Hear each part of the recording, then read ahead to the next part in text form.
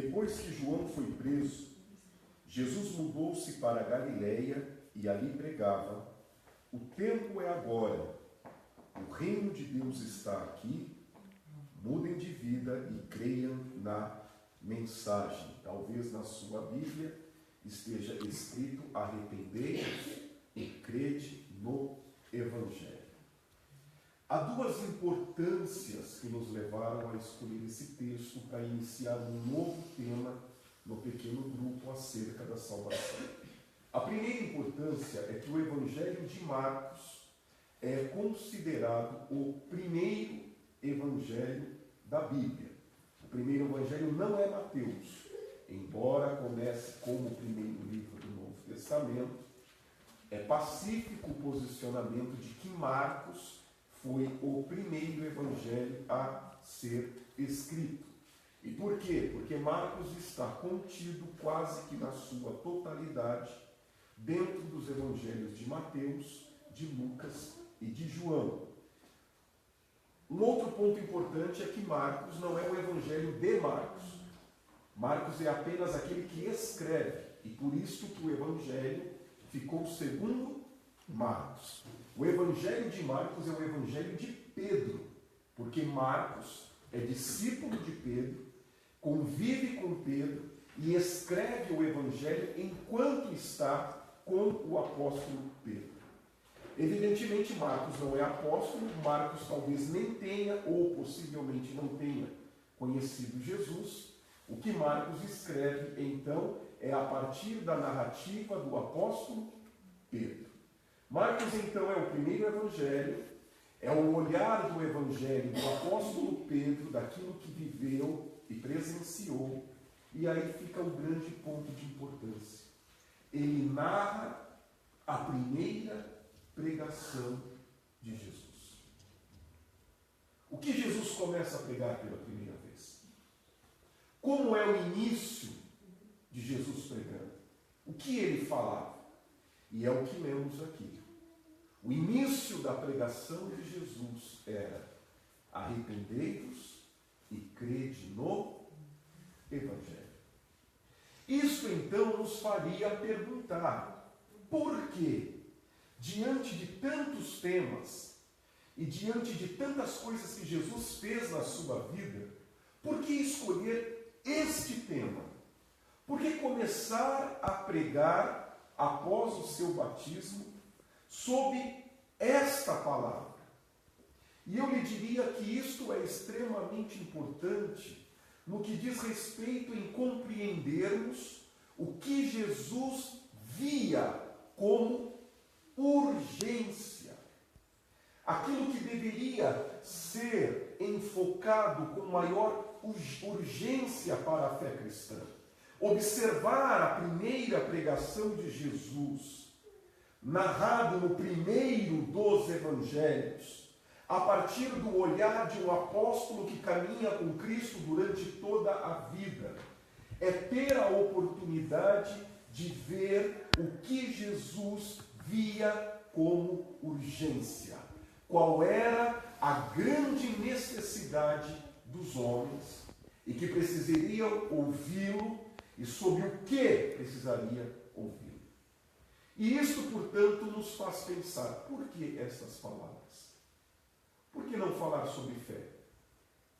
Por que não falar sobre a supremacia do amor? Por que não falar sobre esperança? Mas por que iniciar a sua vida em urgência inicial, dizendo: arrependei-vos e crede no Evangelho? Ou na versão que eu li: o tempo é agora, o reino de Deus está aqui, mudem de vida e creiam na mensagem. Você percebe que nas palavras de Jesus, na versão contemporânea, fica claro o teor de urgência. O tempo é hoje.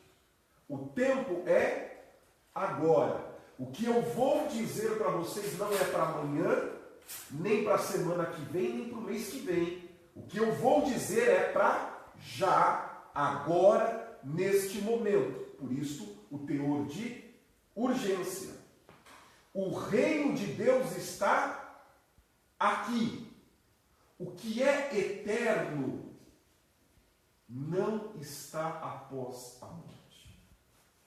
Esta é uma grande verdade e a grande justificativa de Jesus iniciar a pregação do seu ministério assim. Temos uma visão que iremos chamar de lúdica da vida. Temos uma visão enganada da vida. Temos uma visão equivocada da vida. A grande prova de que vivemos a vida de maneira lúdica, enganada, de que vivemos uma concepção de mentira da vida, é que ignoramos na vida uma das suas maiores realidades. Ignoramos na vida o que chamamos de morte. O fim da vida. Quando olhamos a vida, a morte não existe para nós. Ou existe sim, mas daqui a muito tempo. A morte existe no fim da vida. Talvez com 80, 90 anos. Lá vai existir a morte. A grande questão é que a única certeza que temos, depois de nascermos, certeza que temos, é justamente a morte. Porque os outros fatores da vida caem no campo da imprevisibilidade. Quem fica rico? Não sei. Quem tem sucesso? Não sei. Quem casa? Não sei. Terá filhos homens ou filhos mulheres? Terá um casal? Não sei. Percebe? Quando uma criança nasce, ou quando 1000 crianças nascem, essas questões são questões imprevisíveis. Não sabemos o que vai acontecer, se irão se casar, se não irão se casar, se casando irão se divorciar, se poderão ter filhos, se não poderão ter filhos, não sabemos se serão ricos, se tornarão pobres, se ficarão ricos e depois pobres, ou se serão pobres e depois se tornarão ricos. Tudo isso é imprevisível. Mas há uma coisa que é uma verdade. Todas aquelas crianças, as 1000 que nasceram, todas elas vão morrer um dia. Mais cedo ou mais tarde. E tudo é uma questão apenas de tempo. Perceba, portanto, que não é possível pensarmos a realidade da vida se ignoramos a grande verdade do fato de depois estarmos vivos. Ora, se a eternidade, para mim, começa depois da morte, percebe? Se o eterno, para mim, que sou cristão, vem depois da minha morte, em minha vida há um longo e extenso período que eu não preciso me preocupar com a eternidade. Mas não se esqueça que o Deus que você conhece como Senhor já tinha morrido na idade de muitos de nós que estamos aqui. Amém? Todos nós que temos mais de 33 anos, precisamos nos lembrar que Jesus não chegou à nossa idade. Jesus morre muito jovem. E morre muito jovem, começando a pregar aos 30 anos. O que ele está pregando aqui que lemos, ele tinha 30 anos. Não dá para pensar muito longe. Não dá tempo para viver ilusão da vida. Quando se começa a pregar aos 30, para morrer aos 33 anos. Acontece que a vida de Jesus não é só a vida de Jesus. A vida de Jesus é a realidade da vida humana. A pessoas que morrem aos 10, outras aos 20, aos 30, aos 40, aos 50. A realidade da perda e da morte, ela é constante e permanente, nos trazendo uma reflexão clara. Ela é parte integrante da vida. Podemos até escolher viver a mentira, a ilusão de que é algo muito, muito distante. Mas lembre-se que não foi algo muito, muito distante para Jesus e não foi algo muito, muito distante, com exceção de João, para os próprios apóstolos de Jesus. Todos os 11 apóstolos tiveram a vida interrompida. E todos eles de maneira drástica e violenta. Agora perceba uma coisa. Um mestre que morre aos 33, que tem 12 apóstolos, em que 11 serão também prematuramente executados, terão a sua vida interrompida e de maneira o quê? Traumática. Uns serão decapitados, outros serão queimados, outros serão crucificados, mas todos serão executados. Se o cristianismo inicial fosse lúdico, como a vida que pensamos hoje, a fé cristã não tinha passado do primeiro século. Certo? Se eles não vivessem com a realidade da morte, preparados para a morte e preparados para a perda de pessoas próximas, a fé cristã tinha se exterminado no primeiro século. E quero uma notícia real: a perseguição cruel iria durar ainda mais 250 anos. Até a segunda metade do terceiro século, o cristianismo foi ferozmente combatido. Não iria terminar ali com os 11 executados. Milhares seriam ainda crucificados. Outros milhares ainda seriam queimados. Outros milhares ainda seriam lançados aos leões.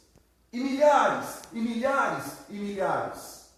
Só sobrevive uma fé em uma circunstância de tamanha violência quando ela sai da mentira, da ilusão, da futilidade, para ver a vida na sua realidade.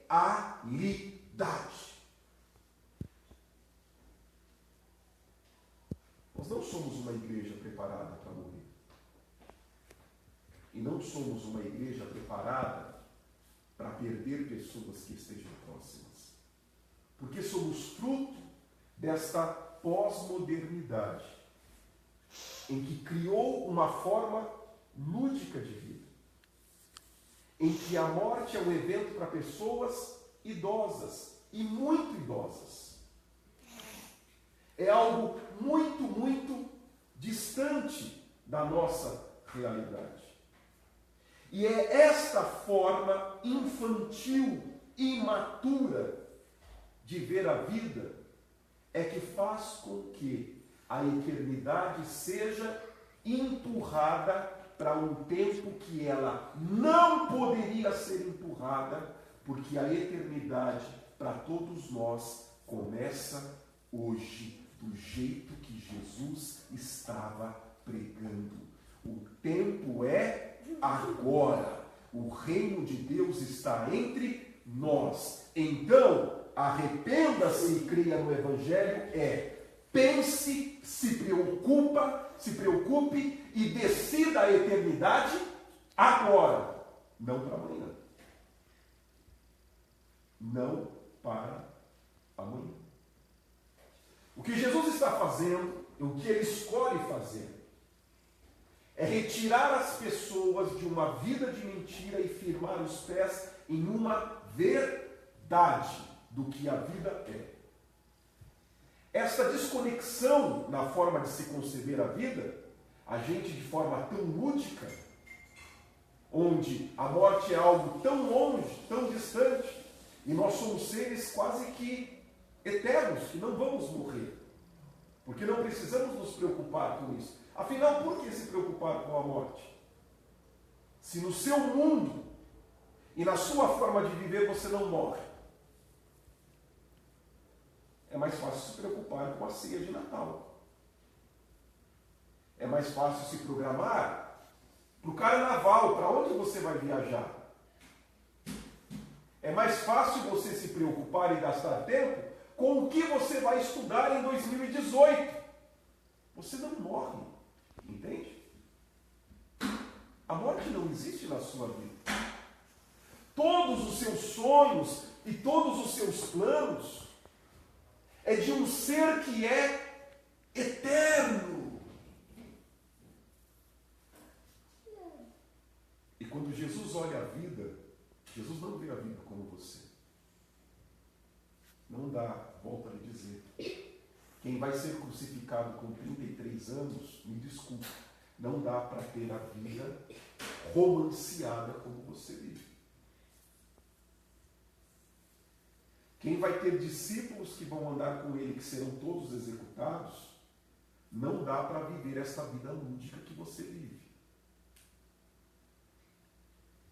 E aí então você quer que Deus compartilhe a sua vida com você. Mas Deus vê a vida completamente diferente da forma que você vê. As suas orações é a oração lúdica, onde você não precisa se preocupar com a eternidade. Quando conversar com Deus sobre a eternidade? Para quê? Eu não vou morrer. Para que conversar com Deus sobre a eternidade? Para que me preocupar com a minha vida em relação à eternidade? Eu não morro. Eu não vou morrer. E nem ninguém que está próximo de mim também vai morrer. Eu não preciso me preocupar com isso. E então é possível fazer com Deus. Deixa para amanhã. Deixa para o próximo semestre. Deixa para depois que eu terminar a faculdade. Deixa depois para que quando eu tiver filhos. Afinal, eu não morro. Eu só precisaria me preocupar com Deus e com a eternidade se a morte existisse na minha vida. Mas como ela não existe, como ela é algo muito, muito, muito distante, eu posso então pegar Deus e marcar um período, um momento da vida para me preocupar com essas questões. E aí Deus me encontra para dizer, a vida não é assim. Amém? Você percebe que é contraditório você imaginar uma vida que o seu próprio Deus não teve? Porque ser cristão é isso. É ser discípulo. A palavra discípulo quer dizer seguidor. Não é isso? Ser cristão é seguir os passos de Jesus. Mas na nossa vida não pode ter cruz. Entende? Não é para ter cruz na nossa vida. Na nossa vida nós não podemos sofrer a violência e a maldade do mundo. Agora o engraçado é que queremos servir um Deus que passou por isso. Ele pode, eu não posso. Na vida dele tem, na minha vida não tem. Só que ele que é Deus e não eu. Você percebe o quanto que é discrepante, gritante e até, por que não dizer, irracional. É justamente não parar para pensar a vida. Você entende que em nenhum momento há registros de João se lamentando por ver os seus amigos, irmãos, sendo mortos. Você teria oportunidade? Claro que sim. Você tem o livro de Apocalipse na sua Bíblia. O livro de Apocalipse, quando João escreve Apocalipse, todos os demais apóstolos já estão mortos. Todos. Ele está sozinho. Só que você observa que João não se lamenta não se acha injustiçado, porque ele aprende com Jesus a vida como ela é, com a sua realidade. E com uma eternidade que não começa daqui muito, muito, muito tempo. Uma eternidade que começa hoje e agora. É neste exato momento. Nos demais encontros que tivemos no pequeno grupo, nós veremos a grande incidência e a constância pela qual Jesus trata este assunto. E como Jesus combate esta forma de tentar imaginar a vida onde a eternidade é algo muito distante. Entenda uma coisa. Podemos viver as nossas ilusões, mas nunca diga que Deus não nos chamou a atenção por elas. O que nós estamos falando aqui hoje não é nada de especial, já está registrado de forma que nós conhecemos há 1500 anos, do jeitinho que está aqui, em 66 livros, e o seu registro está há 1900 anos. Há 1900 anos, a mensagem de Cristo é esta: arrependei-vos e crede no Evangelho, porque o tempo é agora, porque o reino de Deus está entre nós e a eternidade se vê agora. Agora é evidente. Eu posso escolher viver as minhas ilusões, eu posso criar o meu mundo animado, eu posso pensar que nunca vou morrer, por isso os meus sonhos e os meus planos, eu posso até dizer essas coisas para Deus em oração. Mas um dia a vida mostra para mim que Deus tinha razão. Amém? E é isso que Jesus está dizendo. O reino de Deus se pensa hoje. Deus se pensa hoje. Porque a eternidade começa agora. Quando que a eternidade vai começar para você? Não sei. Para nós, para uns mais cedo, para outros o quê? Mais tarde. Se nós continuarmos assim juntos como igreja, nós sepultaremos pessoas que estão aqui. Amém? Amém. Isso será o fluxo natural da vida. Uns indo mais cedo, outros indo mais tarde. Mas se nos mantivéssemos como esse grupo, como igreja, nós iremos no velório de cada um das pessoas que estão aqui. Algumas pessoas que estão na nossa comunidade poderão ir muito antes. Outros irão um pouco depois. Mas para todos haverá uma única verdade. Tiveram que decidir a eternidade agora. Se estavam prontos ou não, se fizeram ou não, não muda. Teriam que ter decidido a eternidade. E onde queriam passar a eternidade? Agora, neste exato momento. O que Jesus, portanto, diz ao meu coração? A urgência com que ele vê o reino é porque é essa urgência da vida. A única certeza é que um dia deixaremos esta vida. E se é algo tão real, eu não posso viver a vida como se eu não fosse morrer. Isso é loucura. Isso é irresponsável.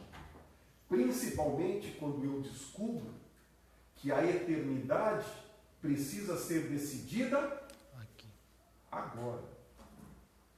Eu até faço uma brincadeira com a Igreja Católica, porque desde o Bento XVI, o Papa Bento XVI, a Igreja Católica oficialmente suspendeu o purgatório. Então, o purgatório era essa possibilidade. Você foi muito, muito mal aqui, você não decidiu a eternidade aqui, a gente faz uma missa do 7º dia para que você possa ser resgatado pela fé daqueles que estão aqui. O purgatório é retirado de um livro apócrifo do Antigo Testamento. E a Igreja Católica, então, desde a época do Bento XVI, diz, olha, o purgatório não existe. Porque a eternidade ensinada pelo Cristo tem que ser decidido hoje e agora. É agora que temos que saber para onde vamos e o que queremos fazer e por onde iremos nos conduzir. Por isso você entende o que Jesus falou lá em Mateus 6, e versículo 31. Mas buscar em primeiro lugar o quê? Por quê? Essa é a grande urgência da vida. Não é algo que dá para voltar atrás, não é algo que dá para voltar no tempo, não é algo que dá para fazer uma segunda escolha. Ou escolheu, ou fez a opção, ou não há mais nada que possa ser feito. E por isso que Jesus dizia, olha, pode fazer a faculdade, mas se preocupe mais com o reino de Deus do que com a faculdade. Você pode e deve trabalhar, mas se preocupe mais onde você vai passar a eternidade do que com o que você está trabalhando. Você pode comer o que quiser, mas se preocupe mais aonde você vai passar a eternidade, com o que você vai estar pensando em comer amanhã. Por isso Jesus dizia, não andeis ansiosos pela vossa vida, com o que há vez de comer ou com o que há vez de vestir. Não é muito mais o corpo do que as vestes e a vida do que o alimento? Da onde Jesus está tirando isso? Daquele que sabe que a eternidade começa agora e que vê uma geração iludida por uma mentira, mais preocupada com o que vai comer do que mais preocupada com o que vai comer e vestir do que decidir onde vai passar a eternidade. Que virá, independente da idade, independente da condição social, independente da condição racial, independente de onde você nasça, todos nós, e a vida nos declara isso, todos iremos para a eternidade. Todos, sem nenhuma exceção.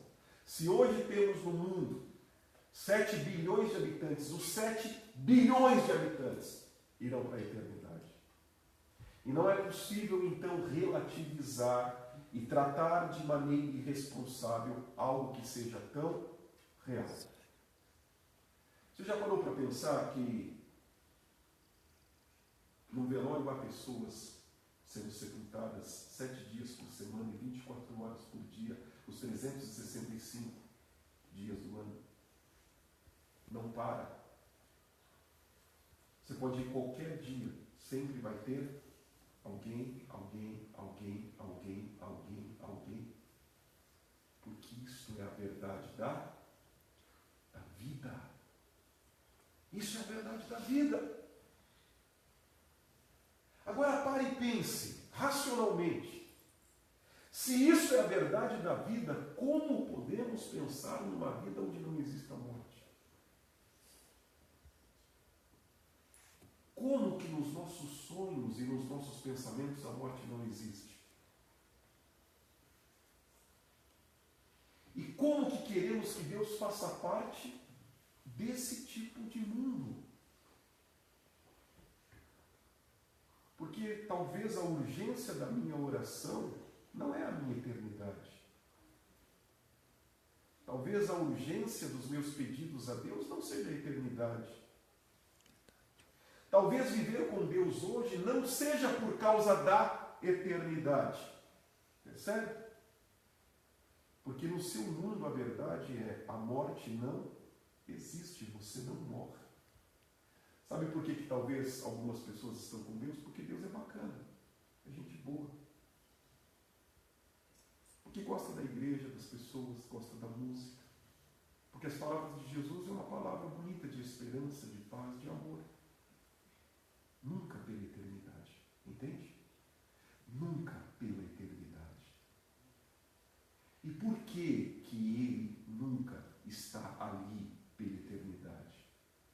Porque ele se ilude pensando que não vai morrer. Ou de que isso está muito, muito distante. Quando, na verdade, está próximo de todos nós. Por isso que as minhas relações com Deus, se eu olhasse a vida como Jesus, seria do jeito que ele fazia. Para Jesus, o fato de não ser rico não importava. Ele vai morrer dali 3 anos. Entende? Qual a preocupação se ele tinha um cavalo ou não tinha um cavalo? Qual a preocupação se ele tinha um palácio ou não? Qual o problema de ter tido como primeiro berço, um coxo? Qual o problema? Qual o problema de não ter nascido filho de um rei, mas ter nascido filho de um pobre carpinteiro? Não tem problema, sabe por quê? Acaba. Termina. Por isso que quando disseram a ele, e ele declarou a sua própria pobreza, dizendo que as aves têm ninhos e as raposas têm covis, mas ele não tem onde reclinar a cabeça, ele não se lamentava, dizendo: pai, por quê? Por que eu não tenho? Compreende? Por que eu não tenho onde uma casa confortável, uma cama confortável? Eu tenho a plena certeza. Jesus nunca dormiu em uma cama confortável como a sua. Jesus nunca teve um cobertor como o seu no inverno como esse. E qual era o problema para Jesus quanto a isso? Nenhum. Porque ele seria crucificado 3 anos depois. E isso seria uma verdade. E ele precisava preparar gente que ia ser morta, queimada, crucificada, decapitada. Paulo encara a sua decapitação na segunda epístola de Timóteo, capítulo 4, 7, escrevendo aquela coisa bonita que a gente vê até na traseira de um caminhão. Combati o bom combate, terminei a carreira e guardei a fé. Só é possível ensinar para uma pessoa que vai ser decapitada a escrever isso se ele foi tirado do mundo de mentira e de ilusão para entender a realidade da vida e de que a eternidade já começou aqui e agora. Só é possível que Pedro se negasse a ser crucificado como Jesus e pedisse voluntariamente para que o crucificasse de ponta cabeça, se ele entendesse isso, de que essa é a realidade da vida e que a eternidade começa agora e que não importa. O que importa é a verdade da eternidade que se estabelece na sua vida. Quando eu fico pensando nessas coisas, eu tenho até vergonha do que eu já orei. E de coisas que eu julguei tão importante, tão vital. E diante de coisas que eu cheguei ao ponto de dizer: Deus, por que Deus? Por que eu? E tudo isso fazia parte de um mundo lúdico. Quase um mundo Disney. Né? Animado. Não é assim no desenho? Sempre dá tudo certo no final. Sempre serão felizes para sempre. Como que é o final da novela que você gosta de assistir? Sempre tudo acaba bem. Sempre o vilão vai ser preso, o injustiçado vai ser recompensado, os separados reencontrarão, e toda a novela, seja das 6, das 8, das 9, é sempre o mesmo final. E por que é sempre o mesmo final? Porque é um jeito mentiroso de se viver. Você que eu diga, né? E não importa se a novela está sendo gravada no Rio de Janeiro ou em São Paulo, não importa se a novela é como agora que tem o Descobrimento do Brasil, eu já vou te adiantar no final. O vilão da novela do Descobrimento do Brasil vai ser preso ou vai ser morto. O injustiçado vai ser recompensado. E o casal que está sofrendo a novela toda vai se reencontrar no final e vão viver felizes para sempre. Porque é assim que a gente vive a vida. É assim que é a mentira da vida. Sabe que filme que é diferente dessa plataforma que eu te falei? O chamado filme baseado em fatos reais. Nesse filme existe morte. Nesse tipo de filme existe sofrimento, dor. E nesse filme nem sempre tudo acaba bem no final. Nesse tipo de filme tem gente que se separa e nunca mais volta. Tem gente que perde e nunca mais ganha. Porque essa é a realidade da vida. O mocinho morre. Essa é a realidade da vida. O filme baseado em fatos reais, que não acaba bem porque o mocinho morre, é o próprio filme da Paixão de Cristo. Não vai ter ninguém salvando. Não vai ter ninguém mudando. Vai ser preso, condenado e morto. O novo filme do Mel Gibson, em continuidade à Paixão de Cristo, é agora o martírio dos apóstolos. Ele quer mostrar no filme que a morte, a dor e o sofrimento não foi só com Jesus, mas que também aconteceu com os seus discípulos, com os seus apóstolos. E esta é a questão. O que isso mudou a fé deles? O que desconstruiu a ideia de Deus para eles? Sabe por quê que nada mudou? Porque eles foram ensinados por Jesus a verdade da vida.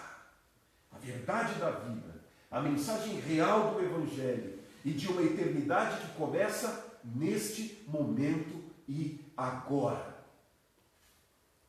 Agora perceba que ouvir a voz de Jesus é tentar enxergar numa terra só de cego. Se isso que eu falo para você fosse tão evidente e real, ninguém ia achar graça na novela. Entende? Cansou. Sempre a mesma coisa, uma coisa que você sabe que não existe na vida. E por que assistem novelas e seriados também? Não é? Que não fogem a essa plataforma. Porque gostamos desse lado lúdico. Gostamos desse lado romanceado. Mas pense que não dá para viver assim na vida real. Amém? Pense que não dá para viver assim no dia a dia. E por isso Deus te convida hoje a olhar para Ele e para a eternidade, que você não tem todo o tempo que você pensa que tem. Você não tem todo o tempo que você pensa que tem. E que nós precisamos decidir hoje e agora onde queremos passar a eternidade. Amém? Por isso a urgência de Jesus. Arrependei-vos e creia no Evangelho. Porque o tempo é agora. E o reino de Deus está aqui. Aqui, agora, neste momento. Na próxima semana, nós iremos ver e vamos ficar assim, toda quinta-feira. Cada quinta-feira você vai ver Jesus pregando e falando com pessoas diferentes a mesma coisa.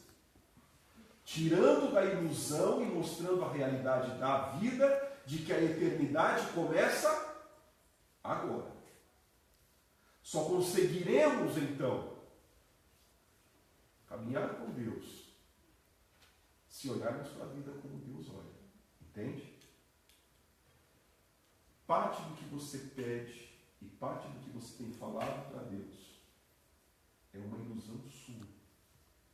E por isso há coisas que Deus não ouve. Não ouve no sentido de atender. E é por isso que há coisas que Deus não faz. Porque Deus não pode entrar na ilusão da sua forma de ver a vida. Ele não estaria te fazendo bem, ele estaria te fazendo um mal.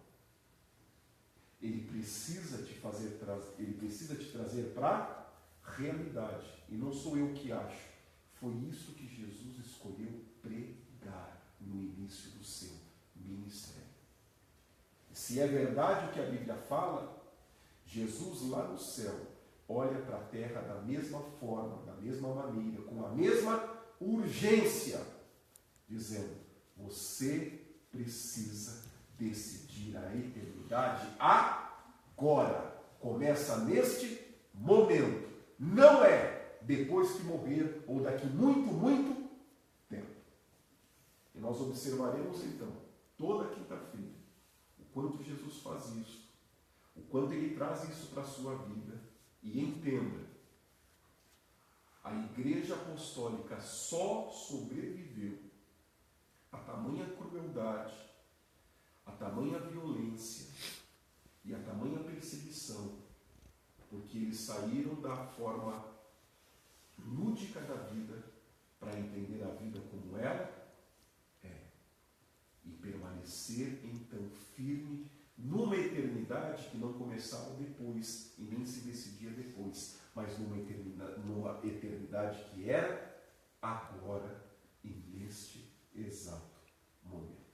Vamos nos colocar em pé, vamos orar e agradecer a Deus e pedir para Deus: Deus, me ensina a olhar a vida.